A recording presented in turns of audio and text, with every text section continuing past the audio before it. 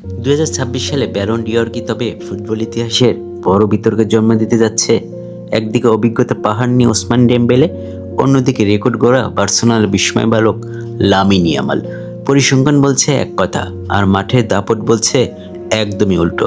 আজকের বিশেষ রিপোর্টে আমরা নিখুঁত বিবচ্ছেদ করে দেখাবো কেন ইয়ামালকে সরিয়ে ডেম্বেলের সম্ভাব্য জয় নিয়ে এখনই ফুটবল বিশ্বে তোড়পাড় শুরু হয়ে গেছে। ফুটবল বিশ্বের বড় বড় বিশ্লেষকরা এখন থেকেই হিসাব কষতে শুরু করেছেন। যদি ওসমান ডেম্বেলে তার অভিজ্ঞতার জোরে 2026 সালে ব্যালন ডিওর নিজের করে নেন, তবে সেটি কি হবে যোগ্য জয় নাকি শুধু নামের ভার? পিএসজির হয়ে ডেম্বেলে হয়তো শিরোপা জিতেছেন, কিন্তু প্রশ্ন উঠেছে তার ব্যক্তিগত ধারাবাহিকতা নিয়ে। বড় ম্যাচে ডেম্বেলে যতটা উজ্জ্বল, ঠিক ততটাই কি তিনি সারা বছর পারফর্ম করতে পেরেছেন? সমালোচকদের মতে ডেম্বেলে এই সম্ভাব্য জয় হতে পারে একটি রেপুটেশনাল উইন, যেখানে মাঠের খেরকাথায় চেয়ে ব্র্যান্ড ভ্যালু বেশি কাজ করছে।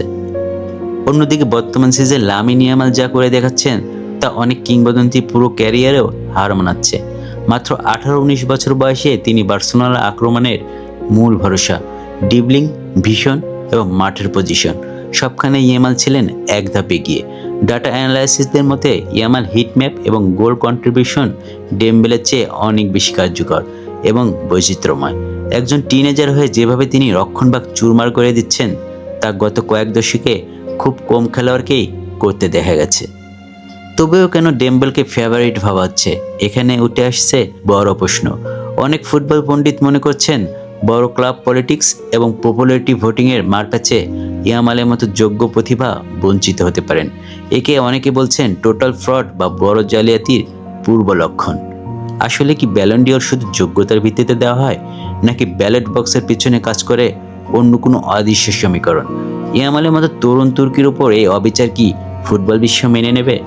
2026 ব্যালন ডিওর কার হাতে ওঠা উচিত? বার্সেলোনার ইয়ামাল নাকি পিএসজির ডেম্বেলে? পরিসংখ্যান নাকি ট্রফি? কাকে বেশি গুরুত্ব দেওয়া উচিত বলে আপনি মনে করেন? আপনার যুক্তি, আপনার কমেন্ট অবশ্যই জানান। আপনাদের প্রতিটি কমেন্টের আমাদের পরবর্তী ভিডিওর অনুপ্রেরণা। খেলাধুলার সব রোমাঞ্চকর আপডেট সবার আগে পেতে স্পোর্টস অন 360 সাথেই থাকুন।